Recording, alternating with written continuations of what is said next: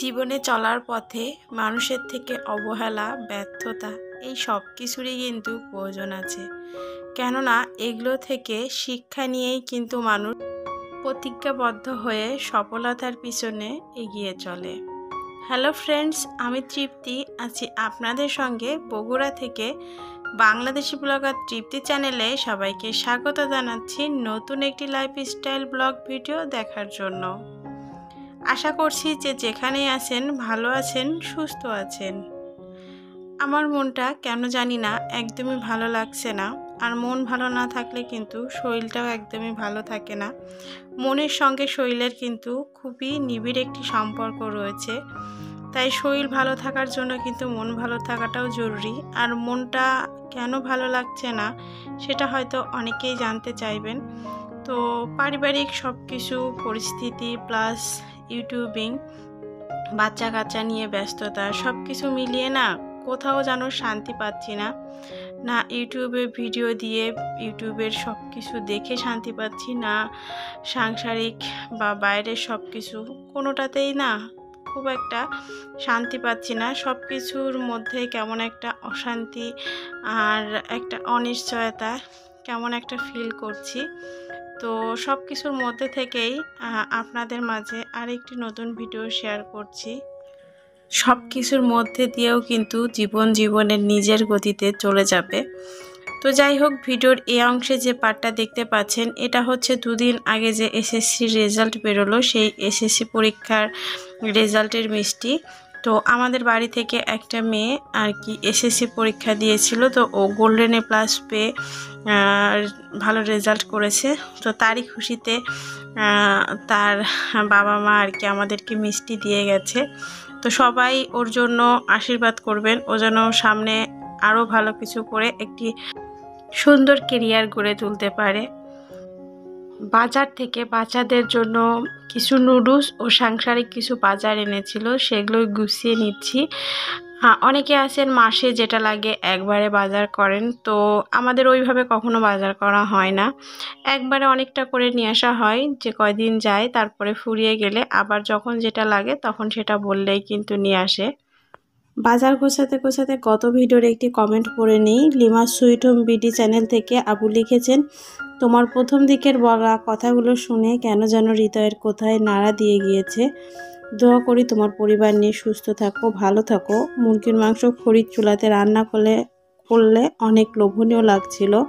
খড়ির চুলার রান্না আসলেই অনেক মজার হয়। অনেক ধন্যবাদ আপু এত সুন্দর একটি কমেন্ট করার জন্য। আর চার্মিং বি চ্যানেল থেকে দিদিভাইটা কমেন্ট করেছে, দিদিভাই তোমার হাত দুইটা অসম্ভব সুন্দর আর শাখার ডিজাইনটা অনেক ভালো লেগেছে, সব মিলিয়ে খুবই সুন্দর হয়েছে। তোমাকেও অনেক ধন্যবাদ দিদিভাই।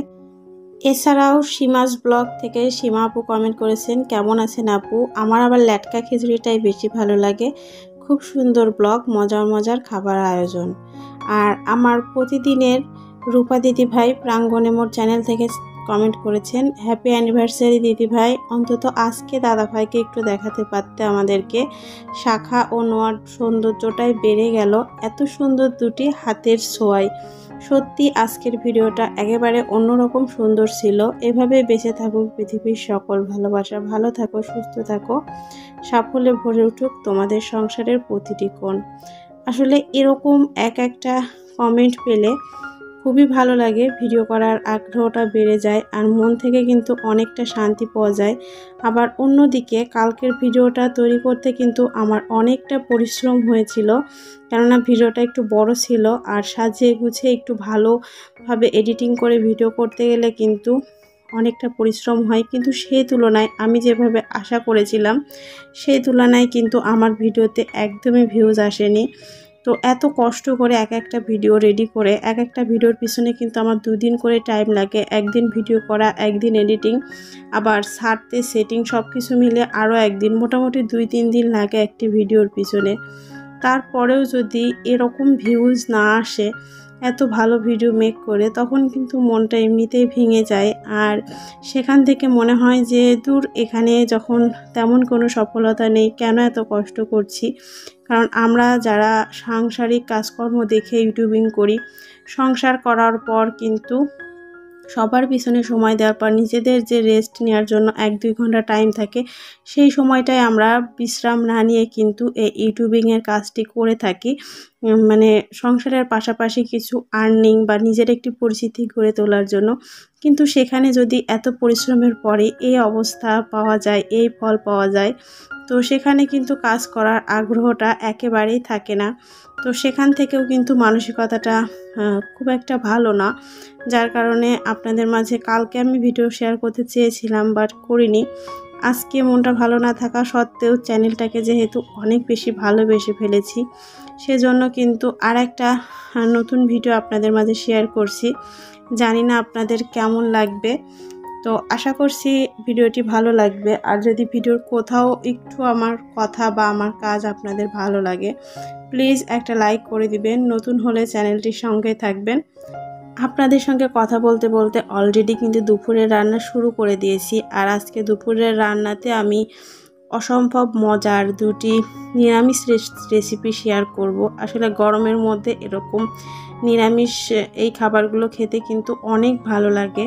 তো আজকে আমি পটল পাতুরি করছি আর সাজনে দিয়ে একটি মজার সবজি করছি।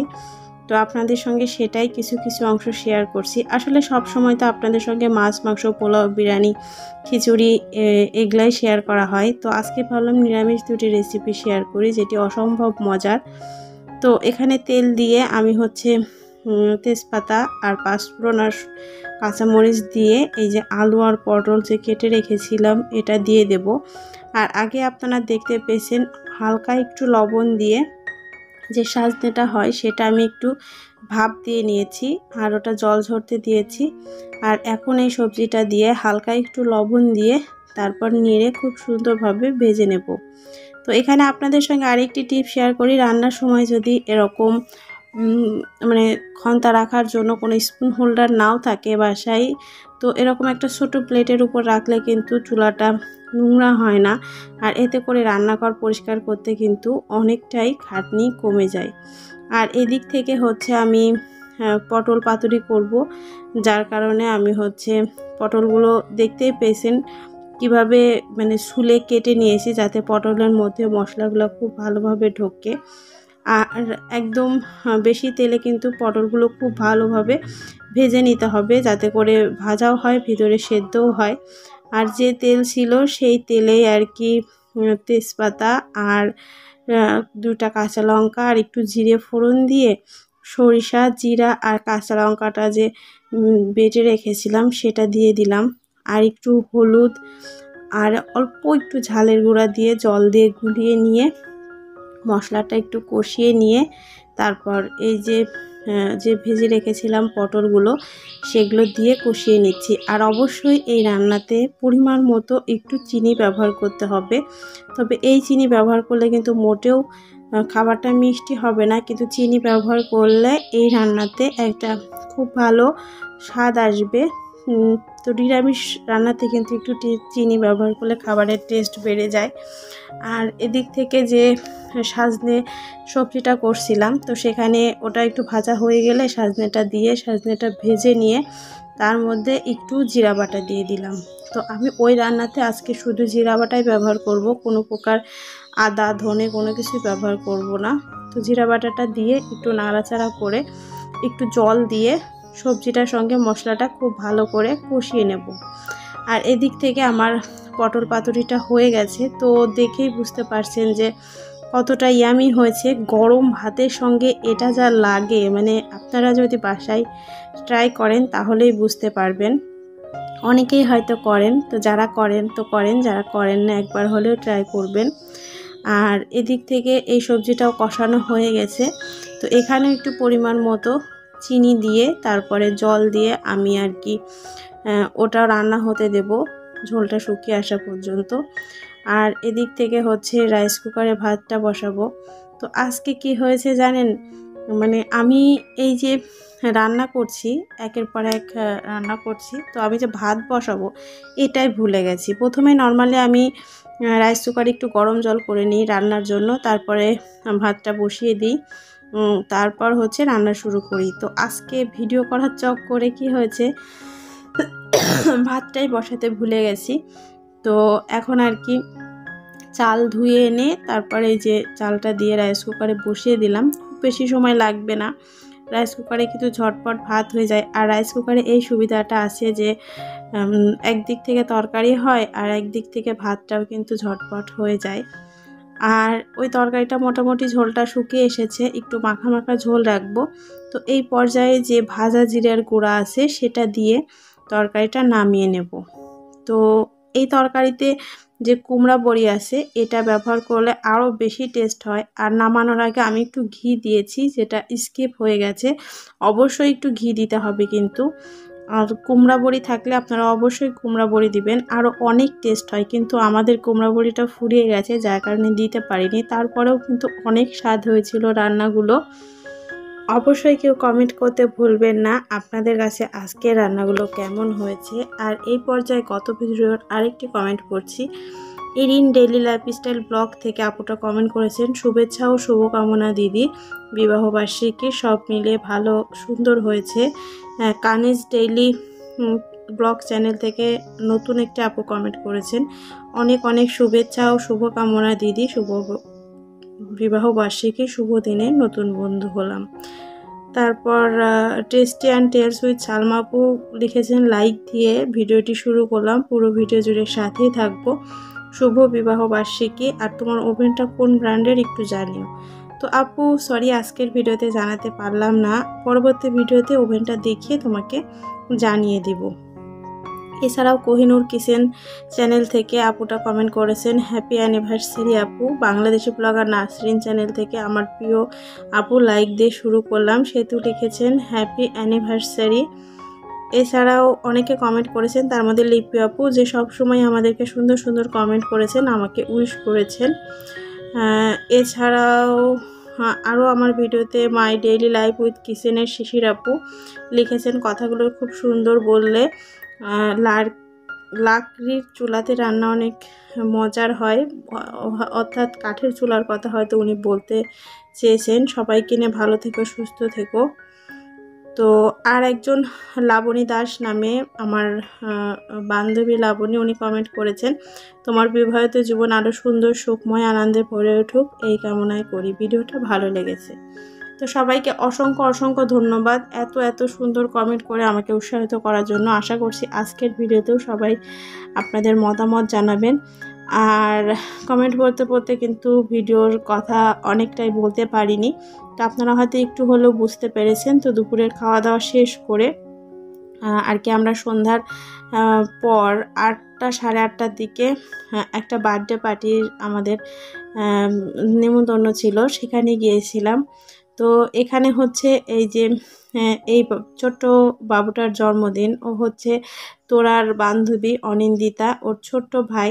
তো আমাদেরকে ইনভাইট করেছিল, তো সেখানে আর কি বাচ্চা কাচ্চা নিয়ে আমরা গিয়েছিলাম। তো ওখানে গিয়ে না বাচ্চারা অনেক মজা করেছে, তো ফ্রেন্ডরা সবাই একসঙ্গে। আর আমারও অনেক ভালো লেগেছিল, যেহেতু রেস্টুরেন্টটাতে খেলার জায়গা ছিল, বাচ্চারা খেলতে পেরেছিল। তাছাড়াও ওরা একটা খেলার আয়োজন করেছিল, সেখানে গিফটের ব্যবস্থা ছিল, দেখেছেন হয়তো। তো একজনকে ছোট বাচ্চাটার পক্ষ থেকে ওরা বাচ্চাদেরকে গিফট দিয়েছিল।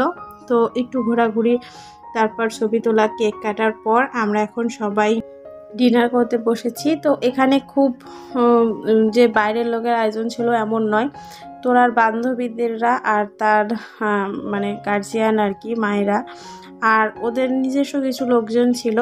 এই নিয়েই ছোটোখাটো একটি মানে ঘরোয়া মতো একটি আয়োজন, যদিও রেস্টুরেন্টে হয়েছিল, এটা বাসায় নয়। তো খাবার আয়োজনের মধ্যে ছিল, প্রথমে ছিল স্যুপ, তারপর ফ্রায়েড রাইস, চিকেন ফ্রাই, তারপর হচ্ছে চিকেন সিজলিং, আর একটি ভেজিটেবল ছিল মানে চাইনিজ ভেজিটেবল, আর অবশেষে ছিল হচ্ছে কোল্ড ড্রিঙ্কস, আর অবশ্যই বাচ্চার জন্মদিনের কেক। তো সব কিছু মিলিয়ে কিন্তু অনেক অনেক ভালো লেগেছিল। আর বেশি ভালো লেগেছিল বাচ্চাদের মজা করা দেখে। তো আমাদের ব্লগারদের কিন্তু মানে একটা কমন প্রবলেম সব জায়গায় থেকে যায়, মানে যেখানে যত মজা আনন্দের মধ্যেই থাকি না কেন, নিজেদের মতো করে কিন্তু কোনো কিছু করার নেই। আর এই যে দেখতে পাচ্ছেন সুন্দর গাড়িটা, এই গাড়িটা ওকে আর কি আমরা গিফট করেছিলাম। তো মহা খুশি, এই গাড়িটা পেয়ে খুবই খুশি, ওর খুবই পছন্দ হয়েছিল। তো সব কিছুর মধ্যে থেকে আপনাদের সঙ্গে একটু একটু করে তুলে রেখেছিলাম, তো সেটাই শেয়ার করছি। তো রেস্টুরেন্টটাতে ম্যাক্সিমাম রেস্টুরেন্টে এখন কিন্তু বাচ্চাদের খেলার জায়গা থাকে, তো খেলার জায়গাতে বাচ্চারা অনেক বেশি এনজয় করছিল। রেস্টুরেন্টটা মোটামুটি অনেকটাই বড় ছিল, আপনাদের সঙ্গে এক ঝলকে দেখিয়ে দিলাম। আর অর্চিতা কিন্তু প্রথমে খুবই লজ্জা পাচ্ছিল, একদমই খেলতে চাচ্ছিল না। পরে খাওয়া দাওয়ার পর মানে এতটাই ভালো লেগেছে যে ওখান থেকে খেলা শেষ করে আসতেই চাচ্ছিল না। তো ওর বাবা আর কি আমাদেরকে আনতে গিয়েছিল, তো খুবই তাড়া দিচ্ছিল। তারপর বললাম যে চলো বাবা এসেছে, যেতে হবে। তো সমস্ত কিছু শেষ করে এই যে আমরা সবাই এখন বেরিয়ে পড়ছি রেস্টুরেন্ট থেকে। আজকের ভিডিওটা আপনাদের কাছে যদি একটুও ভালো লেগে থাকে, আবারও বলছি, যদি লাইক না করে থাকেন প্লিজ একটা লাইক করে দিবেন। নতুন হলে চ্যানেলটি সাবস্ক্রাইব করে আমার পাশেই থাকবেন। আর হ্যাঁ, এতক্ষণ আপনাদের মূল্যবান সময় নষ্ট করে আমার ভিডিওটি দেখার জন্য আপনাদেরকে কিন্তু অসংখ্য ধন্যবাদ। আর এখানে যেগুলো দেখতে পাচ্ছেন, ওরা যে গিফটগুলো আর কি বাচ্চাদেরকে দিয়েছিল, তো সেগুলোই আর কি খুলছিলাম, সেগুলো আপনাদের সঙ্গে একটু শেয়ার করলাম। তো গিফটগুলো ওদের খুবই পছন্দ হয়েছে। তো সবাই ভালো থাকবেন, সুস্থ থাকবেন, দেখা হবে পরবর্তী ভিডিওতে। Good bye.